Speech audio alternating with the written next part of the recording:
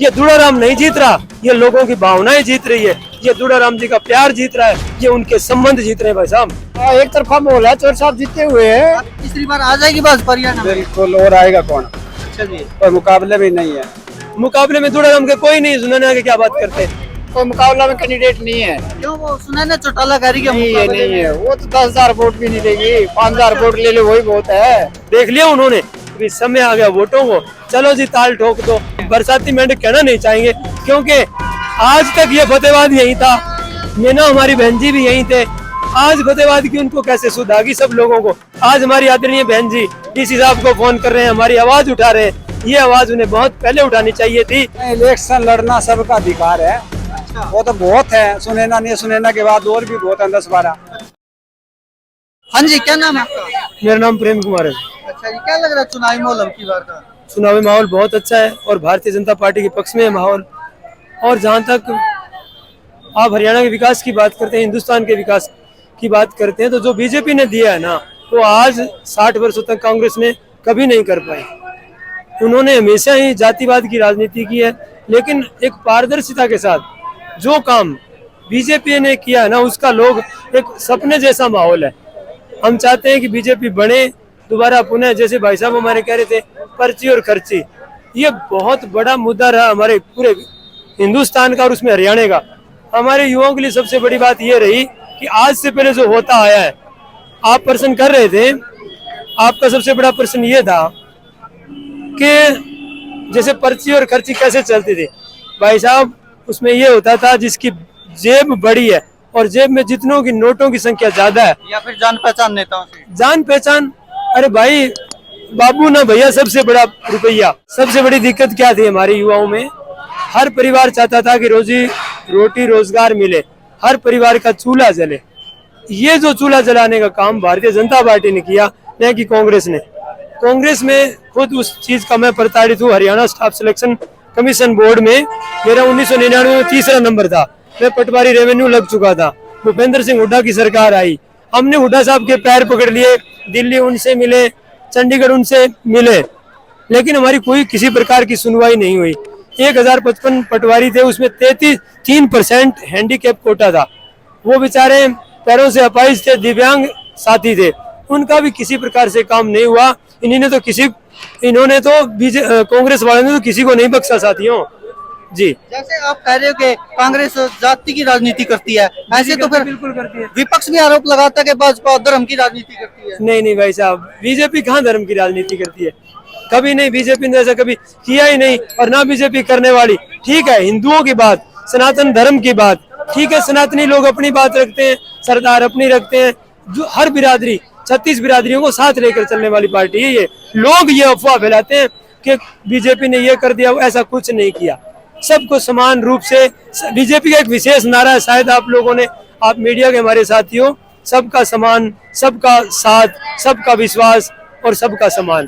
सबका साथ सबका विकास। बिल्कुल बिल्कुल, ये वो पार्टी है जो 36 बिरादरियों को, समूचे हिंदुस्तान के जो जमीन से जुड़ा उससे और ऊपर वाला, बिजनेसमैन हो, चाहे किसान हो, चाहे हमारे कमेरे वर्ग के साथी हो, चाहे हमारी किसी बिरादरी के साथी हो, सबको ये साथ लेकर चलते हैं। हरियाणा के मुख्य मुद्दे क्या रहे हैं जिस कारण आप कह रहे हो कि भाजपा तीसरी बार आएगी? बिल्कुल आएगी, कैसे आएगी? सबसे बड़ा मुद्दा मेरे एंगल से, पब्लिक के अपने हर से हो सकता है अलग अलग एंगल हो, सबसे मुद्दा हमारा ये रहा है कि आज भी कहीं आप जाओगे, आपसे बहुत लोग पूछेंगे, आप मुद्दों की बात करोगे, तो सबसे बड़ा हरियाणा का मुद्दा रहेगा बेरोजगारी। क्योंकि बेरोजगारी में हरियाणा पहले नंबर पे है। बिल्कुल आगे आने वाले समय में नहीं रहेगा। क्यों नहीं रहेगा? आज से पहले आपने देखा होगा, हो सकता है शायद आप बहुत सारे गांव में गए भी होंगे, तो गांव में आपने एक खास चीज देखी होगी। हमारे जो युवा साथी हैं, जो पढ़े लिखे मेरे जैसे युवा लड़के हैं, वो बगैर खर्ची और बगैर पर्ची, इसके अलावा एक सिस्टम और भी था। हमारे युवा लोगों को चंडीगढ़ के चक्कर काटने पड़ते थे, पैसा नहीं होता था, ना होटलों में रुकने के लिए पैसा होता था। हमारे साथी, जिसमें इवन मैं भी हूँ, हम ये देखते थे यार कम से कम काम कहाँ चलेगा, हम लोग गुरुद्वारों में जाकर रुकते थे। भाई साहब, ऐसा पैसा नहीं था हमारे पास, भाड़ा मांग के ले जाना पड़ता था। लेकिन आज वो चीजें खत्म कर दी है बीजेपी ने। चंडीगढ़ कहीं जाने की जरूरत नहीं, दिल्ली की या किसी नेता के चक्कर काटने की। आप कह रहे हो कि आने वाले 5 सालों में बेरोजगारी खत्म हो जाएगी हरियाणा की, नहीं तुरंत नहीं हो सकता। लेकिन पिछले 10 सालों से भी भाजपा की सरकार है, फिर हरियाणा बेरोजगारी पहले नहीं बैल देखो, बहुत सारी चीजें ऐसी होती है, इतने हम गवर्नमेंट को हमें भी अच्छे बिजनेस धंधे देखने चाहिए। हर आदमी को देखो जो मेरिट के आधार पर नौकरी लगी है, आप भी मीडिया पर्सन हो, जो बच्चा मेरिट में आया है उसको नौकरी मिली है और घर बैठे बगैर पैसे बगैर कहीं धक्के खाए हुए उनको नौकरी मिली है। और एक गांव में ईमानदारी की बात, आप इतिहास उठा के देख लो आज तक का, अगर किसी गांव में आज जाके देखो कहीं 50 बच्चे कहीं 20 बच्चे कहीं, हमें पता है, हम सर्वे कर रहे हैं, खजूरी जाटी में 37 बच्चे लगे बिना खर्ची पर्ची के, हमें पता है, हम पूरे फतेहाबाद का सर्वे कर रहे हैं। ये हमारे सौभाग्य की बात है सर, ये हमारे सौभाग्य की बात है। लेकिन विपक्ष आरोप लगा रहा है कि सरकार वैकेंसियां बहुत कम निकाल अरे विपक्ष की कह रही है, बहुत से लोग ये कहते हैं कांग्रेस ने कौन से लगा दिए, ये तो वो उनका काम है, विपक्ष का काम उल्टे बयानबाजी करना। बहुत अच्छा काम कर रही है सरकार, सभी हमारे युवा संतुष्ट हैं। वोट किस बात के मिल रहे हैं, सबसे बड़ी बात वो हमारे 36 बिरादरियों के साथी, SC BC के साथी ढोल नगाड़ों से सेवा, लोगों का इतना स्वागत कर रहे हैं कि ऐसी वो पार्टी जिस पार्टी ने बगैर पैसे कहीं जाना ही नहीं पड़ा। हमारे माता पिता को यही पता नहीं है भाई साहब चंडीगढ़ का मुंह किधर है, और वो लोग नौकरी लगे। हमारे गांव चबड़ा मोरी का आपको उदाहरण देना चाहूंगा, हमारे साथी पढ़ते हैं और वो पढ़ते हैं 80 बिरादरी से हैं, हमारे भाई सोनलाल जी बाजीगर,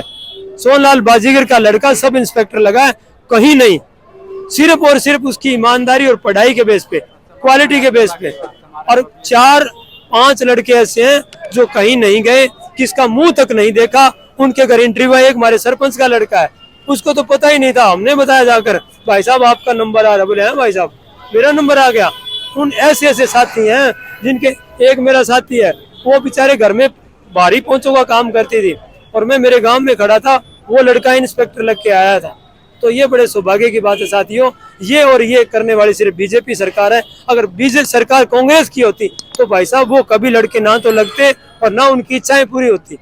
तो क्या लग रहा है आपको, हरियाणा की जनता संतुष्ट है भाजपा सरकार से? जी संतुष्ट क्यों नहीं। लोकसभा चुनाव में 5 सीटें क्यों हार गई भाई साहब बहुत सारी चीजें ऐसी होती है, क्यों कि दूसरी पार्टियां भी होती हैं, अपने अपने एजेंडे होते हैं, क्योंकि वो इसमें जो झूठ बोलने की जो उनकी प्रवृत्ति है, हो सकता है 5 जगह वो बहुत बढ़िया तरीके से झूठ बोले, तो फिर अब विधानसभा चुनाव उसमें भी बोलेंगे। नहीं उनको झूठ नहीं बोलने देंगे। अब हमारे युवा साथियों ने कमर कस ली है, कार्यकर्ताओं ने कमर कस ली है, अब तैयार नहीं थे क्या लोकसभा चुनाव साहब वो थोड़ा ढीले में लिया है उन्होंने। हमारे कॉन्फिडेंस बिल्कुल भाई साहब, अब कॉन्फिडेंस बिल्कुल भाजपा की सरकार आएगी और नायब सिंह सैनी बनेंगे और हमारे फतेहाबाद से परम आदरणीय भाई दूड़ा राम जी बनेंगे और MLA ही नहीं, इस बार वो मंत्री बनकर लौटेंगे, हमें पूरा विश्वास है। जैसे आपने अभी राज्य स्तरीय मुद्दे बता दिए, राष्ट्रीय मुद्दे बता दिए, फतेहाबाद के ऐसे क्या मुद्दे जो विधायक दूड़ाराम ने काम किए जिनके दम पर भारतीय जनता पार्टी वोट मांग रही है यहाँ पर? सबसे बड़ा बात, जब नायब जी की टीम पूरी आई, मुख्यमंत्री जी हमारे हरियाणा में आए, एक सर्वे होता है सर, एक CBI का सर्वे होता है, इंटेलिजेंस ब्यूरो का सर्वे होता है, मीडिया का सर्वे होता है। उस सर्वे के अंदर आदरणीय दूड़ाराम जी, उनकी सबसे बड़ी विशेषता ये रही कि 24 घंटे में सबसे ज्यादा समय लोगों के बीच में बिताया। हम बात करते हैं हमारे किसानों के, क्या होता है किसानों में सबसे बड़ी प्रॉब्लम होती है उनको पानी की, पक्के खाड़ बनवाए चौधरी साहब ने। रही सबसे बड़ी बात, जो हमारे चैनल बने हुए, वाटर चैनल बोलते हैं, रसबाया बोलते हैं, वो लोगों के बिल्कुल 7 के 7 दिन चले, पूरा महीना चले हैं। रही अगली बात, जो रोडों की बात आती है, तो भाई साहब इंटरलॉकिंग की सड़क ऐसा कोई काम नहीं है, करोड़ों की सौगात भाई दूड़ाराम जी ने दी है। और वो कुछ लोग ऐसे थोड़े से रूठे हुए हैं, किस बात से कि चौधरी साहब हमारा थोड़ा सा रह गया, और चौधरी तो बहुत आगे वोटों से है और उनकी बड़ी विशेषता ये रही है, इस बात को नायब सैनी जी भी मान चुके हैं। जिस दिन उनकी रैली थी बहुत भारी संख्या में लोग पहुंचे थे, ये चौधरी साहब का प्यार था, जन भावनाओं का सैलाब था और उनकी जो जुड़ाव था, दिलों से लगाव है। चौधरी एक लोकप्रिय नेता के रूप में चौधरी दूड़ाराम जी स्थापित हो चुके हैं हमारे हरियाणा में। एक तो चौटाला परिवार ने अपनी बहू उतार दिया फतेहाबाद विधानसभा से, INLD BSP के गठबंधन से, सुनैना चौटाला, तो क्या लग रहा है वो कुछ मुकाबले में आ पाएंगे? नहीं साहब देखो, ये मैं ज्यादा बात कहूँ तो बड़ी बात नहीं, क्योंकि वो बहुत बड़े लोग हैं, हम छोटे कैटेगरी के लोग हैं। कल को पता नहीं हमारे क्या कहते हैं ना, बरसाती मेंढक कब निकलते हैं, बरसाती मेंढक नहीं साहब, बरसाती मेंढक कहना नहीं चाहेंगे, क्योंकि आज तक ये फतेहाबाद यही था, मीना हमारी बहन जी भी यही थे। आज फतेहाबाद की उनको कैसे सुध आ गई सब लोगों को, आज वो हर जगह कह रहे हैं भाई ये होना चाहिए वो होना चाहिए। फतेहाबाद तो पहले ही यही था, अगर वो हमारे बीच में आते, हमारी जन भावनाओं को सुनते, हमारी समस्याओं को सुनते। आज हमारी आदरणीय बहन जी डीसी साहब को फोन कर रहे हैं, हमारी आवाज उठा रहे हैं। ये आवाज उन्हें बहुत पहले उठानी चाहिए थी। आज घर घर जाना पड़ रहा है। नहीं भाई, उनके तो नाम पे वोट मिलते जी, लेकिन अब कमी क्या, अब वक्त पे देख लिया उन्होंने कि भाई समय आ गया वोटों को, चलो जी ताल ठोक दो। पर ये बात जरूर कहना चाहेंगे आदरणीय दुड़ाराम जी, जितना समय लोगों के बीच में, कभी आप फोन उठा के आप फोन पे बात करो, गाँव चौधरी साहब दुकान पे है जी। अगर दुड़ाराम जी चंडीगढ़ भी गए ना, उसी दिन रात को लौटे और अगले दिन दूर अपने ऑफिस में मिलते हैं दुड़ाराम जी। सबसे बड़ी विशेषता ये है सर। तो क्या सुना है ना चौटाला कहीं मुकाबले में नहीं आ पाई? साहब हमारे, मैं ये बड़ी बात नहीं कहना चाहता, लेकिन मुकाबले में दुड़ाराम के कोई नहीं। सुनाने के क्या बात करते हैं, दुड़ाराम जी एक नंबर पे। बाकी बड़े बड़े आरोप लगा रही दुड़ाराम। अरे साहब, आरोप उनका काम है, विपक्ष है। गांव में नहीं जाते, जहाँ पर एक बार बन जाते वोटों के सामने। अब क्या बात करते हो चौधरी साहब, लोगों के दिलों में बैठे हुए हैं, गांव में नहीं, मन और आत्मा में बैठी हुई आवाज का नाम चौधरी दुड़ाराम जी है। हर घर में, हर उस परिवार में ऐसा कोई अछूता क्षेत्र नहीं है जहाँ दुड़ाराम जी ना पहुंचे हो। ऐसा कोई आपको शायद कहीं रास्ते मिले, ऐसा शायद कहीं आपको कोई चैनल मिले वाटर, जिसमें चौधरी दुड़ाराम जी की ईंट, चौधरी दुड़ाराम जी के हाथ के पत्थर ना लगे हुए हो और उनका काम पूरा ना हुआ हो। वो नाम है चौधरी राम। चौधरी साहब का तो नाम लोगों की भावनाओं से जुड़ा हुआ है। ये दुड़ाराम नहीं जीत रहा, ये लोगों की भावनाएं जीत रही है। ये दुड़ाराम जी का प्यार जीत रहा है, ये उनके संबंध जीत रहे हैं भाई साहब। तो क्या लग रहा है, सुना है ना चौटाला का कोई असर नहीं जी पड़ेगा? भाई साहब, असर देखो, वो अपनी जगह है, वो अपने कैंडिडेट है, वो अपने हिसाब से काम कर रहे हैं। परमात्मा दुड़ाराम जी अपने हिसाब से कर रहे हैं। ये तो वक्त बताएगा साहब कौन किसके साथ है साहब। चलो बहुत बहुत धन्यवाद। Thank you. हाँ जी, क्या नाम है आपका? कृष्ण कुमार, कहाँ से हो? अशोकनगर से। अच्छा जी, क्या लग रहा है चुनावी माहौल अब की बार? ना एक तरफा माहौल है, चोर साहब जीते हुए हैं। आपके अशोकनगर में तो बड़ी भीड़ थी जब दुड़ाराम जी का हाँ, प्रोग्राम चोर था। साहब दिलों में बसे हुए हैं लोगों के। अच्छा जी, हाँ, चोर साहब जीतेंगे। मुकाबला किससे है भाजपा का? कोई मुकाबला नहीं है, कोई मुकाबला में कैंडिडेट नहीं है। क्यों, वो सुना है ना चौटाला गाड़ी के नहीं है, मुकाबले नहीं है। में? वो तो 10,000 वोट भी नहीं लेगी, 5,000 वोट ले ले वही बहुत है। अच्छा, हाँ, तो वो क्या अस्तित्व बचाने की लड़ाई है उनकी? बस वो तो अच्छा जी, चोर साहब मुकाबले में नहीं आ पाएंगी? कोई नहीं, मुकाबले में नहीं आ पाएंगे। अच्छा जी। हाँ जी, क्या नाम है आपका? विनोद कुमार जी। अच्छा, क्या लग रहा है चुनावी माहौल? चुनाव चौधरी दुड़ाराम जी की एक तरफा माहौल है जी। अच्छा जी, कारण क्या है? उन्होंने लोगों के काम किए हैं, पूरे फतेहाबाद की जनता के दिलों में बसते हैं जी। अच्छा जी, तो क्या लग रहा है ट्रिक लग जाएगी? हाँ जी, अच्छा जी, पूरे 100% है। अच्छा, किसको जिता रहे फिर? दुड़ाराम। कारण? कारण क्या बताएं, एक को तो बताएं आपको। अच्छा, बहुत सारे हैं। सारे जो 10 सालों से विधायक है दुड़ाराम जी, कैसे काम किए हैं? बहुत बढ़िया। अच्छा जी, और तीसरी बार आ जाएगी भाजपा हरियाणा में? बिल्कुल, और आएगा कौन? अच्छा जी, कोई मुकाबले में नहीं है। अच्छा, क्यों कांग्रेस वाले कह रहे हैं अब की बार हम पूरी फाइट करेंगे? कांग्रेस वाले तो हमेशा ही कहते हैं, कहा कब नहीं उन्होंने। अच्छा जी, और जो फतेहाबाद से सुना है ना चौटाला खड़ी हो गई? नहीं नहीं, वो तो उनका नाम लेते लोग ऐसे गर्दन क्यों हिलाने लग जाते हैं? नहीं, इलेक्शन लड़ना सबका अधिकार है। अच्छा, वो तो बहुत है, सुनैना नहीं, सुनैना के बाद और भी बहुत है, 10-12। अच्छा, वो तो अधिकार है। उनमें शामिल हो गई वो? है? उनमें शामिल हो गई है? नहीं है, सभी उनमें है, कांग्रेस वाले भी उनमें है। अच्छा, धक्का ही कर रहे हैं और बात नहीं बनने वाली। अच्छा, तो किसके साथ मुकाबला भाजपा का? है ही नहीं, किसी के साथ नहीं है? किसी के साथ नहीं। उनके साथ है, हम अच्छा, अच्छे वोटों से जीते। हाँ जी, भाजपा का भाजपा के साथ ही मुकाबला है। पिछली बार जो रिकॉर्ड रहा है वो रिकॉर्ड तोड़ के चौधरी साहब को इस बार तो एमएलए नहीं, हमारी तो शुभकामनाएं, भगवान से दुआ करते हैं हमारे आदरणीय भाई माननीय दुड़ाराम जी मंत्री बन के लौटे। अच्छा जी सर, और जिसका मुकाबला भी नहीं है, मार्जिन का मुकाबला? हम मार्जिन तो बिल्कुल गिनते ही नहीं जी। हम मार्जिन हो गया फिर तो आपको पता है 10 साल पहले कांग्रेस की सरकार थी, मतलब तब से वो कह रहे हैं हम ऐसा कर देंगे वैसा कर देंगे। भाई साहब वो तो अपने क्या बोलते हैं, वो कागज की नाव उड़ा रहे हैं, अपने मन की बातें सर करते रहेंगे। उनका काम है एमएलए के लिए, पद के लिए लड़ना, वोट मांगना, लेकिन जीतेंगे दुड़ाराम।